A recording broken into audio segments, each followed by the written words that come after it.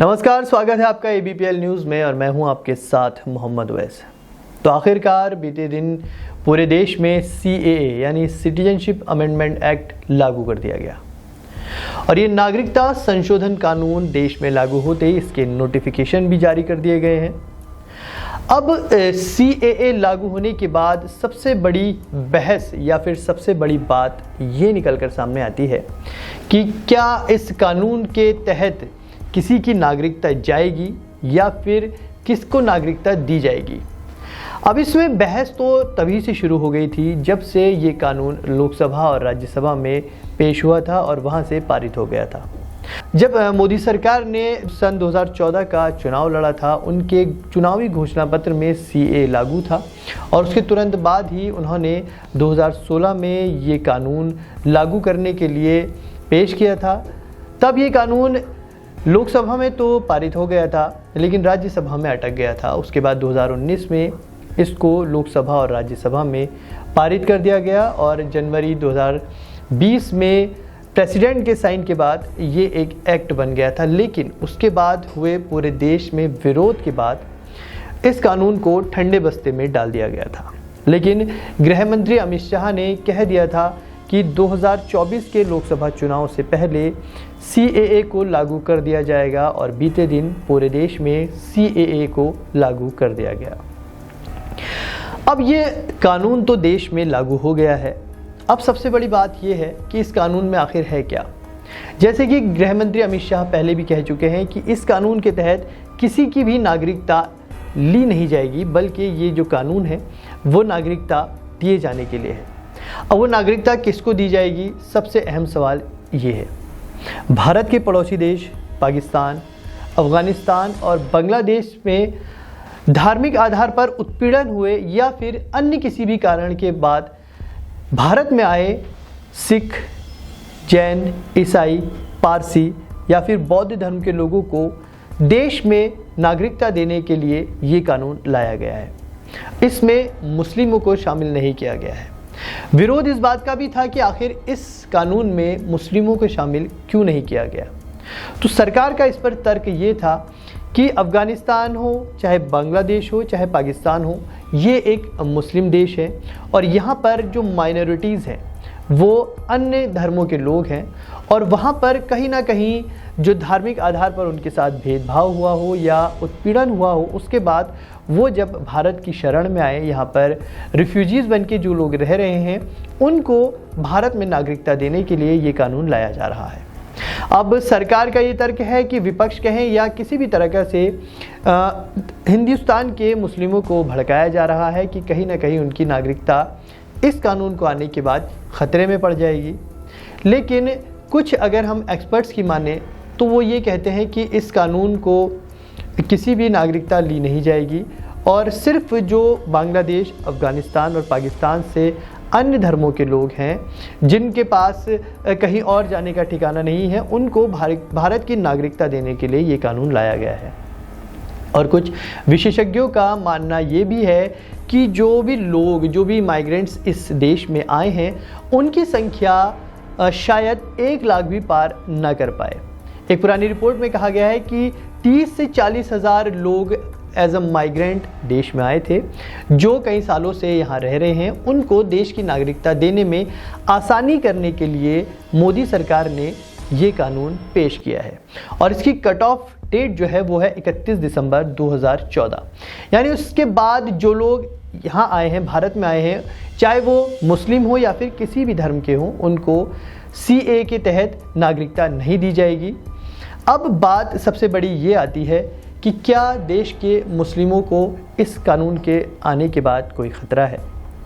अगर सरकार की माने तो सरकार हमेशा से यही कहते आई है कि किसी की नागरिकता नहीं ली जाएगी, लेकिन सबसे बड़ा झोल यहीं पर है जो समझा जा रहा है कि सरकार कह रही है कि आपको भारतीय नागरिक जो है उनको नागरिकता नहीं ली जाएगी। जो बाहर अफ़गानिस्तान, पाकिस्तान और बांग्लादेश से लोग आए हैं उनको नागरिकता दी जाएगी, लेकिन उसके लिए आपको ये तो साबित करना ही पड़ेगा ना कि आप देश के नागरिक हैं या नहीं, या 2014 से पहले आप यहाँ रहते थे या नहीं, जिसके लिए आपसे किसी न किसी तरीके का कागज़ मांगा जाएगा।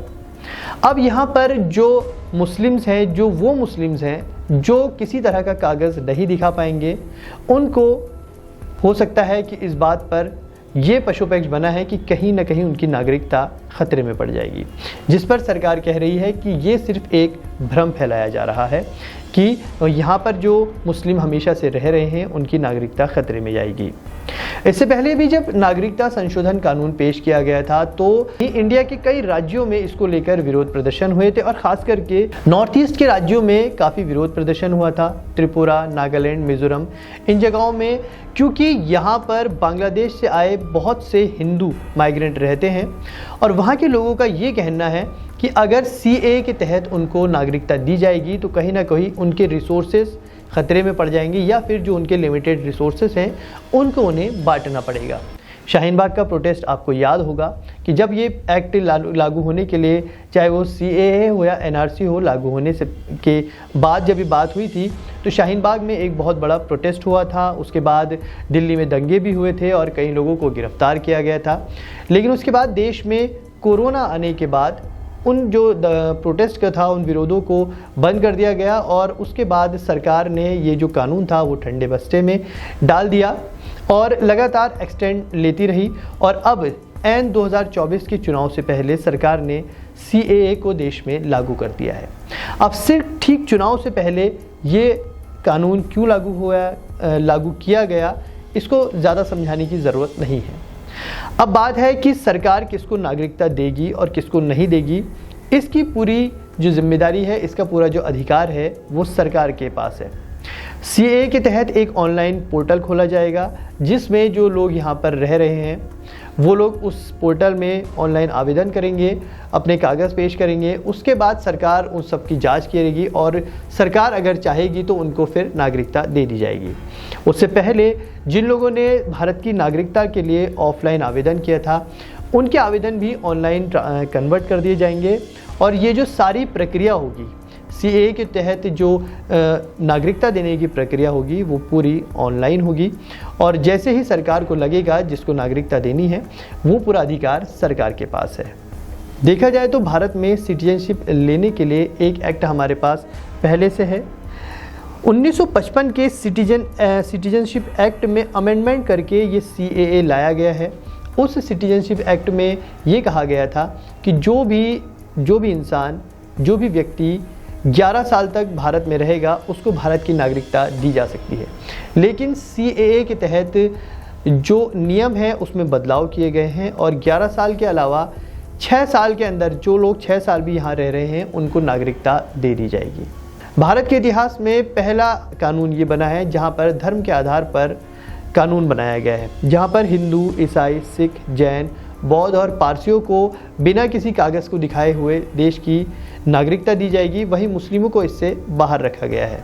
लेकिन भारत के संविधान का आर्टिकल 14 ये कहता है कि चाहे देश में रहने वाला कोई भी जाति या धर्म का व्यक्ति हो, उसके खिलाफ या उसके साथ कोई भी भेदभाव नहीं किया जाएगा।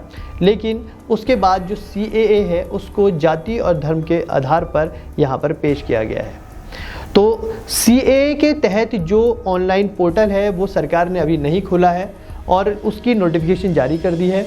जिस तरह से पोर्टल, जो भी सरकार इसका पोर्टल खोलेगी उसमें किस तरह से प्रक्रिया होगी, किस तरह से नागरिकता दी जाएगी, उसकी जानकारी हम आपको ज़रूर देंगे। तब तक आप बने रहिए ABPL न्यूज़ के साथ। नमस्कार।